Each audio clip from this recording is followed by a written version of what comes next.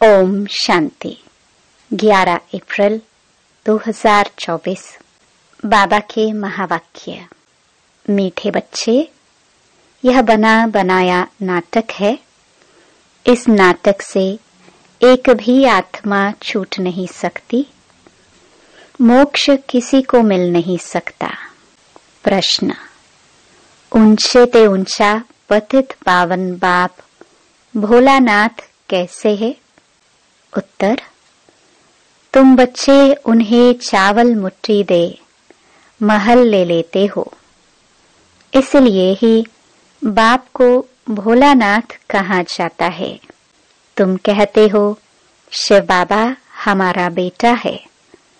वह बेटा ऐसा है जो कभी कुछ लेता नहीं, सदा ही देता है।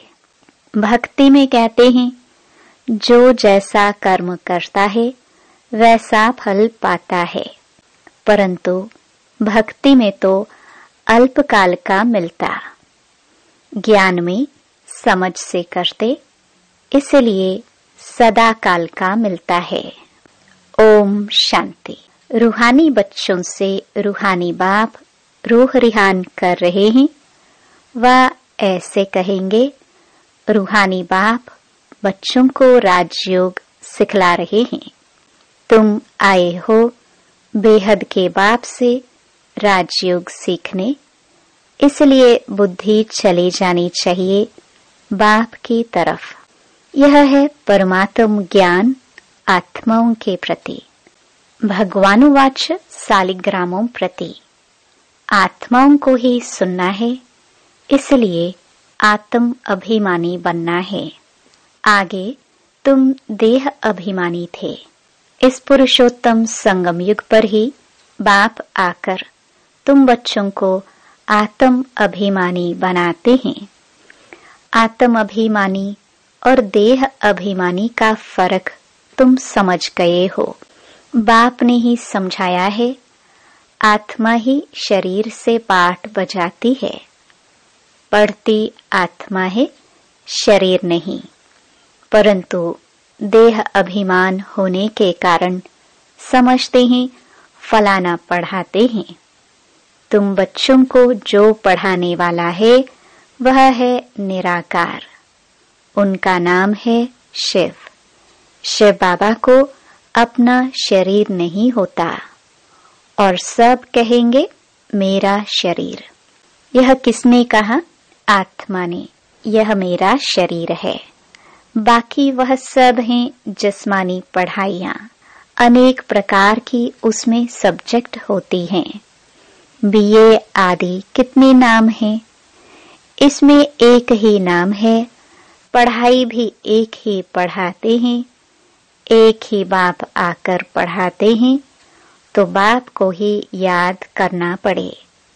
हमको बेहद का बाप पढ़ाते हैं। उनका नाम क्या है? उनका नाम है शिव। ऐसे नहीं कि नाम रूप से न्यारा है। मनुष्यों का नाम शरीर पर पड़ता है। कहेंगे फलाने का यह शरीर है। वैसे शिव बाबा का नाम नहीं है।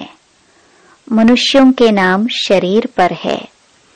एक ही निराकार बाप है जिसका नाम है शिव। जब पढ़ाने आते हैं तो भी नाम शिव ही है। यह शरीर तो उनका नहीं है। भगवान एक ही होता है, 10-12 नहीं। वह है ही एक। फिर मनुष्य उनको 24 अवतार कहते हैं। बाप कहते हैं मुझे बहुत भटकाया है। परमात्मा को ठीक कर भीतर सब में कह दिया है। जैसे भक्ति मार्ग में खुद भटके हैं, वैसे मुझे भी भटकाया है। ड्रामानुसार उनके बात करने का ढंग कितना शीतल है। समझाते हैं मेरे ऊपर सबने कितना अपकार किया है, मेरी कितनी ग्लानि की है। मनुष्य कहते हैं हम निष्काम सेवा करते हैं। बाप कहते हैं मेरे सिवाय कोई निष्काम सेवा कर नहीं सकता। जो करता है उनको फल जरूर मिलता है।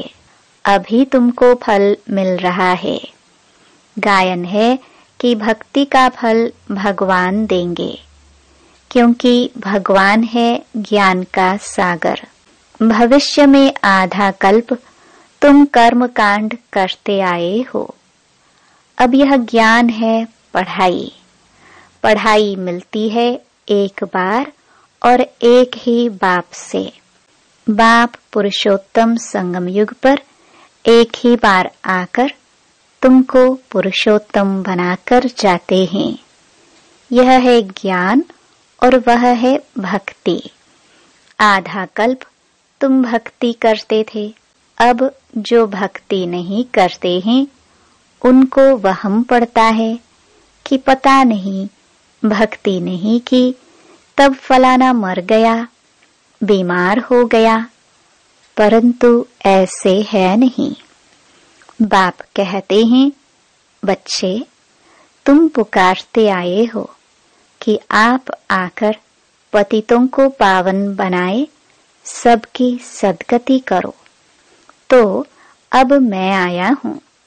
भक्ति अलग है, ज्ञान अलग है।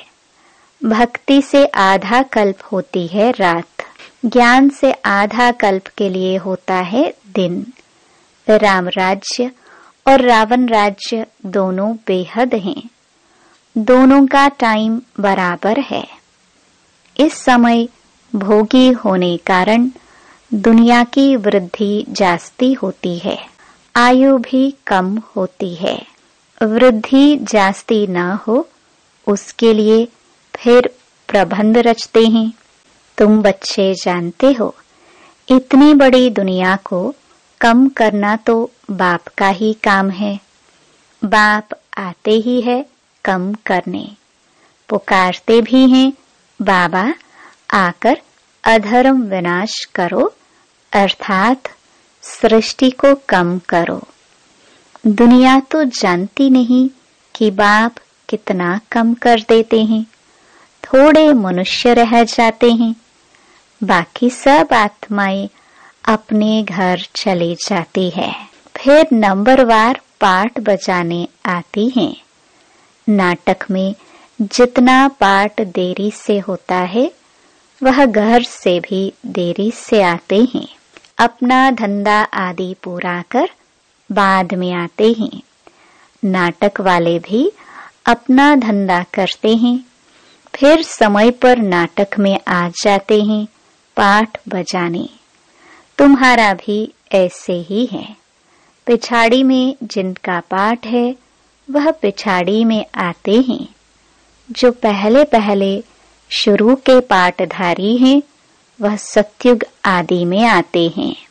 पिछाड़ी वाले देखो तो अभी आते ही रहते हैं। टाल टालियां पिछाड़ी तक आती रहती हैं। इस समय तुम बच्चों को ज्ञान की बातें समझाई जाती हैं और सवेरे याद में बैठते हो। वह है ड्रिल। आत्मा को अपने बाप को याद करना है। योग अक्षर छोड़ दो, इसमें मूंझते हैं। कहते हैं हमारा योग नहीं लगता है।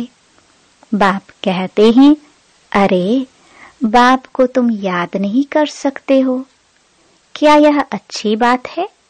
याद नहीं करेंगे तो पावन कैसे बनेंगे? बाप है ही पतित पावन। बाप आकर ड्रामा के आदि मध्य अंत का राज समझाते हैं। यह वैरायटी धर्म और वैरायटी मनुष्यों का वृक्ष है। सारे सृष्टि के जो भी मनुष्य मात्र हैं सब पाठधारी हैं। कितने ढेर मनुष्य हैं, हिसाब निकालते हैं। एक वर्ष में इतने करोड़ पैदा हो जाएंगे, फिर इतनी जगह ही कहाँ है? तब बाप कहते हैं, मैं आता हूँ लिमिटेड नंबर करने। जब सभी आत्माएं ऊपर से आ जाती हैं, हमारा घर खाली हो जाता है। बाकी भी जो बचत है वह भी आ जाती है। झाड़ कभी सूखता नहीं, चलता आता है। पिछाड़ी में जब वहां कोई रहता नहीं, फिर सभी जाएंगे। नई दुनिया में कितने थोड़े थे, अब कितने ढेर हैं। शरीर तो सबका बदलता जाता है, वह भी जन्म वही लेंगे जो कल्प कल्प लेते हैं। यह वर्ल्ड ड्रामा कैसे चलता है, सिवाय बाप के कोई समझा न सके। बच्चों में भी नंबरवार पुरुषार्थ अनुसार समझते हैं। बेहद का नाटक कितना बड़ा है, कितनी समझने की बातें हैं। बेहद का बाप तो ज्ञान का सागर है, बाकी तो सब लिमिटेड हैं। वेद शास्त्र आदि कुछ बनाते हैं, जास्ती तो कुछ बनेगा नहीं। तुम लिखते जाओ, शुरू से लेकर तो कितनी लंबी चौड़ी गीता बन जाए। सब छपता जाए तो मकान से भी बड़ी गीता बन जाए। इसलिए बड़ाई दी है, सागर को स्याही बना दो। फिर यह भी कह देते कि चिड़ियाओं ने सागर को हप किया। तुम चिड़ियाए हो, सारे ज्ञान सागर को हप कर रही हो। तुम अभी ब्राह्मण बने हो, तुमको अब ज्ञान मिला है। ज्ञान से तुम सब कुछ जान गए हो। कल्प कल्प तुम यहाँ पढ़ाई पढ़ते हो, उसमें कुछ कम जास्ती नहीं होना है। जितना जो पुरुषार्थ करते हैं उनकी उतनी प्रारब्ध बनती है। हर एक समझ सकते हैं हम कितना पुरुषार्थ कर कितना पद पाने के लायक बन रहे हैं। स्कूल में भी नंबरवार इम्तिहान पास करते हैं। सूर्यवंशी चंद्रवंशी दोनों बनते हैं। जो न पास होते हैं वह चंद्रवंशी बनते हैं। कोई जानते नहीं कि राम को बाण क्यों दिया है। मारा मारी की हिस्ट्री बना दी है। इस समय है ही मारा मारी। तुम जानते हो जो जैसा कर्म करते हैं उसको ऐसा फल मिलता है। जैसे कोई हॉस्पिटल बनाते हैं तो दूसरे जन्म में उनकी आयु बढ़ी और तंदुरुस्त होंगे। कोई धर्मशाला स्कूल बनाते हैं तो उनको आधा कल्प का सुख मिलता है। यहाँ बच्चे जब आते हैं तो बाबा पूछते हैं तुमको कितने बच्चे हैं? तो कहते हैं 3 लौकिक और 1 शिव बाबा, क्योंकि वह वर्षा देता भी है तो लेता भी है। हिसाब है ना, उनको लेने का कुछ है नहीं, वह तो दाता है। चावल मुट्ठी देकर तुम महल ले लेते हो, इसलिए भोलानाथ है। पतित पावन ज्ञान सागर है। अब बाप कहते हैं यह भक्ति के जो शास्त्र हैं उनका सार समझाता हूँ। भक्ति का फल होता है आधा कल्प का। सन्यासी कहते हैं यह सुख काग विष्टा के समान है, इसलिए घर बार छोड़ जंगल में चले जाते हैं। कहते हैं हमको स्वर्ग के सुख नहीं चाहिए, जो फिर नरक में आना पड़े। हमको मोक्ष चाहिए। परंतु यह याद रखो कि यह बेहद का नाटक है। इस नाटक से एक भी आत्मा छूट नहीं सकती है। बना बनाया है। तब गाते हैं बनी बनाई बन रही। परंतु भक्ति मार्ग में चिंता करनी पड़ती है। जो कुछ पास किया है वह फिर होगा। 84 का चक्र तुम लगाते हो, यह कभी बंद नहीं होता है। बना बनाया है। इसमें तुम अपने पुरुषार्थ को उड़ा कैसे सकते हो? तुम्हारे कहने से तुम निकल नहीं सकते हो। मोक्ष को पाना, ज्योति ज्योत समाना, ब्रह्म में लीन होना, यह एक ही है। अनेक मतें हैं, अनेक धर्म हैं, फिर कह देते हैं तुम्हारी गत मत तुम ही जानो। तुम्हारी श्रीमत से सद्गति मिलती है, सो तुम ही जानते हो। तुम जब आओ तब हम भी जाने और हम भी पावन बने। पढ़ाई पढ़े और हमारी सद्गति हो। जब सद्गति हो जाती है तो फिर कोई बुलाते ही नहीं है। इस समय सबके ऊपर दुखों के पहाड़ गिरने हैं। खूने नाहिक खेल दिखाते हैं और गोवर्धन पहाड़ भी दिखाते हैं। अंगुली से पहाड़ उठाया। तुम इसका अर्थ जानते हो। तुम थोड़े से बच्चे इस दुखों के पहाड़ को हटाते हो, दुख भी सहन करते हो। तुमको वशीकरण मंत्र सभी को देना है। कहते हैं तुलसीदास चंदन घिसे, तिलक राजाई का तुमको मिलता है अपनी अपनी मेहनत से। तुम राजाई के लिए पढ़ रहे हो।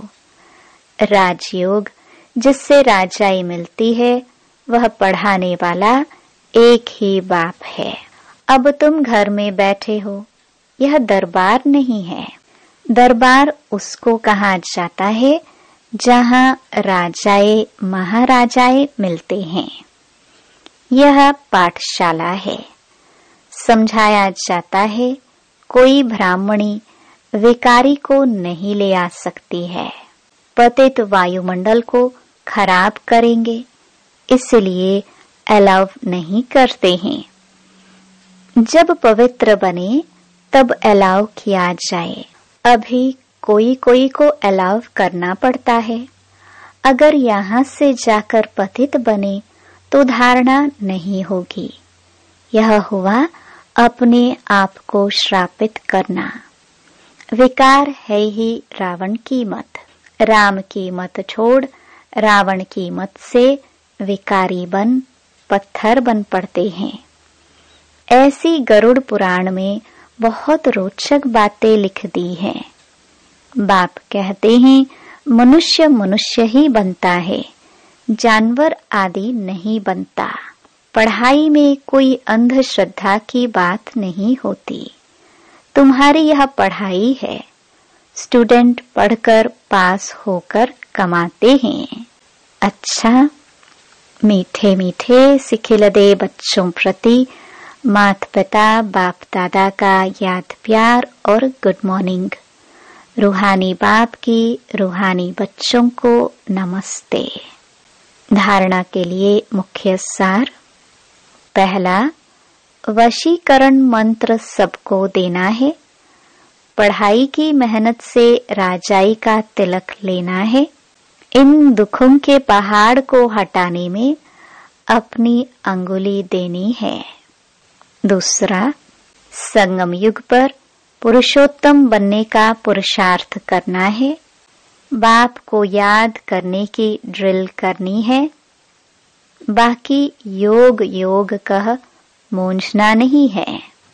वरदान, सेवा में विघ्नों को उन्नति की सीढ़ी समझ आगे बढ़ने वाले निर्विघ्न सच्चे सेवाधारी भव। सेवा ब्राह्मण जीवन को सदा निर्विघ्न बनाने का साधन भी है और फिर सेवा में ही विघ्नों का पेपर भी ज्यादा आता है। निर्विघ्न सेवाधारी को सच्चा सेवाधारी कहा जाता है। विघ्न आना यह भी ड्रामा में नोंद है।